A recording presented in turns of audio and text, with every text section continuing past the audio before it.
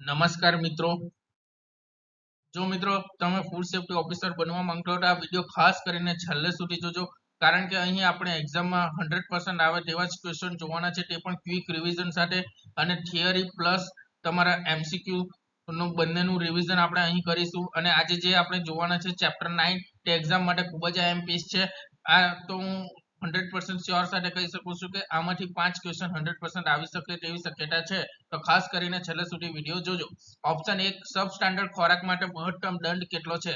Option A 1 lakh રૂપિયો 1 લાખ રૂપિયા, option B 3 lakh રૂપિયા, ઓપ્શન સી 5 લાખ રૂપિયા, ઓપ્શન ડી 10 લાખ રૂપિયા. તો મિત્રો રાઈટ આન્સર શું આવશે?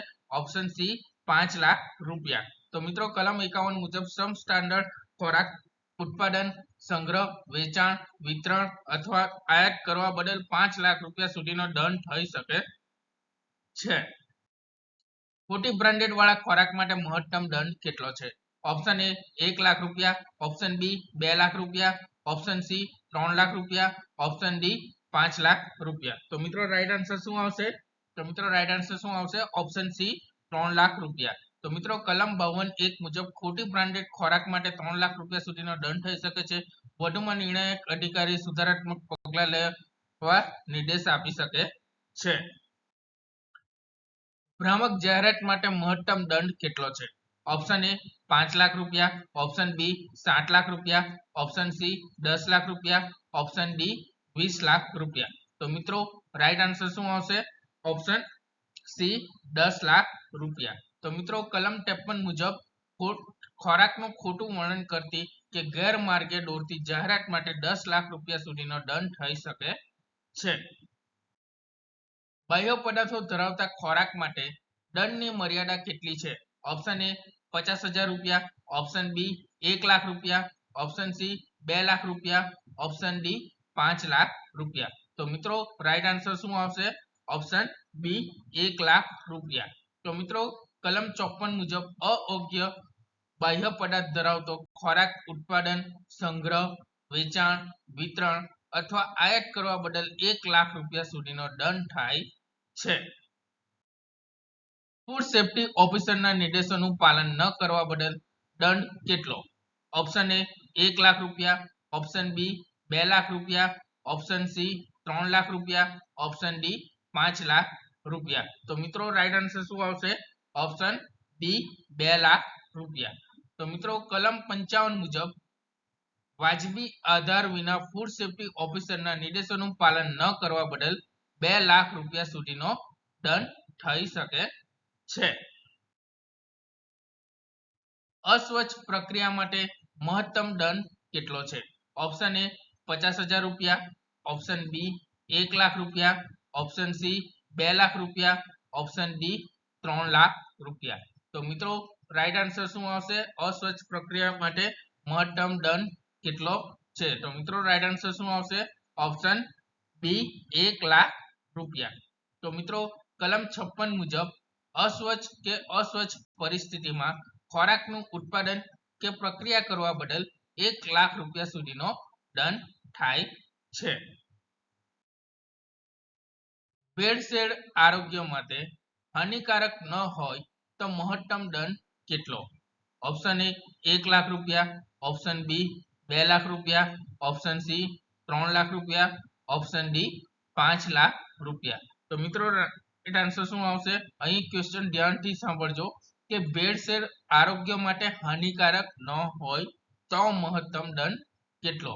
તો મિત્રો આરોગ્ય માટે હાનિકારક ન હોય તો મહત્તમ દંડ કેટલો છે? 2 લાખ રૂપિયા. તો મિત્રો કલમ 57(1) મુજબ જો ભેળસેળ આરોગ્ય માટે હાનિકારક ન હોય તો 2 લાખ રૂપિયા સુધીનો દંડ છે.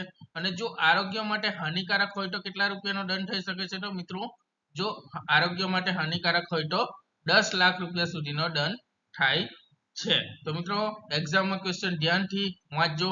જો એક્ઝામમાં ક્વેશ્ચનમાં એમ આપ્યું હોય કે ભેળસેળ આરોગ્ય માટે હાનિકારક ન હોય તો મહત્તમ દંડ કેટલો?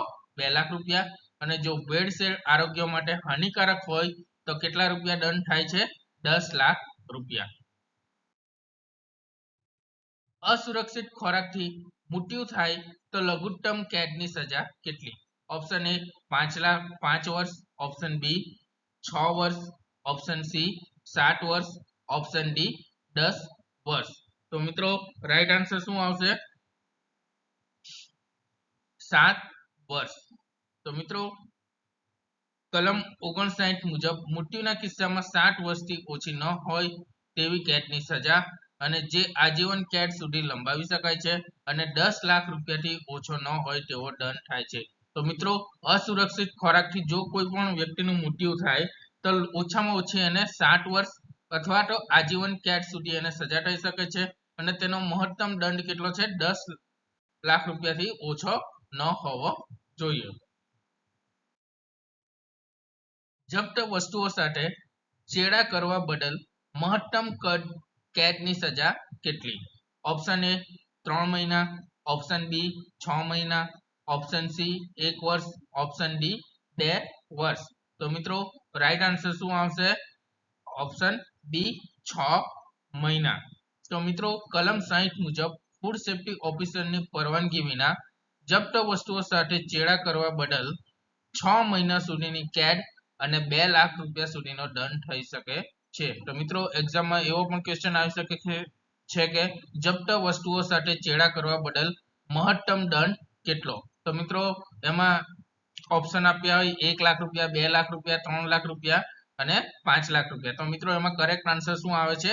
2 લાખ રૂપિયા. તો મિત્રો આ ખાસ ધ્યાન રાખજો કે જપ્ત વસ્તુઓ સાથે ચેડા કરવા બદલ મહત્તમ કેદની સજા કેટલી? 6 મહિના અને 2 લાખ રૂપિયા. ખોટી માહિતી આપવા બદલ મહત્તમ કેદની સજા કેટલી? ઓપ્શન એ 1 મહિનો, ઓપ્શન બી 3 મહિના, ઓપ્શન સી 6 મહિના, ઓપ્શન ડી 1 વર્ષ. તો મિત્રો રાઈટ આન્સર શું આવશે? ખોટી માહિતી આપવા બદલ મહત્તમ કેદની સજા કેટલી હોય છે? તો મિત્રો રાઈટ આન્સર ઓપ્શન બી 3 મહિના. તો મિત્રો કલમ 61 મુજબ જાણી જોઈને ખોટી કે ગેરમાર્ગે દોરનારી માહિતી આપવા બદલ 3 મહિના સુધીની કેદ અને 2 લાખ રૂપિયા સુધીનો દંડ થઈ શકે છે. તો મિત્રો જો કોઈ વ્યક્તિ ખોટી માહિતી આપે તેને દંડ કેટલો હોય? 3 મહિના સુધીની કેદ અને 2 લાખ રૂપિયા સુધીનો દંડ થઈ શકે છે. ફૂડ સેફ્ટી ઓફિસરને અવરોધવા બદલ મહત્તમ કેદની સજા કેટલી? ઓપ્શન એ 1 મહિનો, ઓપ્શન બી 3 મહિના, ઓપ્શન સી 6 મહિના, ઓપ્શન ડી 1 વર્ષ. તો મિત્રો રાઈટ આન્સર શું આવશે? ઓપ્શન બી 3 મહિના. તો મિત્રો કલમ 62 મુજબ ઓફિસરના કાર્યોમાં અવરોધ, ધમકી, હુમલો વગેરે કરવા બદલ 3 મહિના સુધીની કેદ અને 1 લાખ રૂપિયા સુધીનો દંડ થઈ શકે છે. તો મિત્રો કલમ 62 મુજબ જો કોઈ ફૂડ સેફ્ટીના ઓફિસરના કાર્યોમાં અવરોધ કરે અથવા તેમને ધમકી આપે અથવા તેમના પર કોઈ હુમલો કરે તો તે વ્યક્તિને 3 મહિના સુધીની કેદ અને 1 લાખ રૂપિયા સુધીનો દંડ થઈ શકે છે. તો મિત્રો આ સાથે આપણે ચેપ્ટર 9 નો પાર્ટ 1 કમ્પ્લીટ કર્યો છે.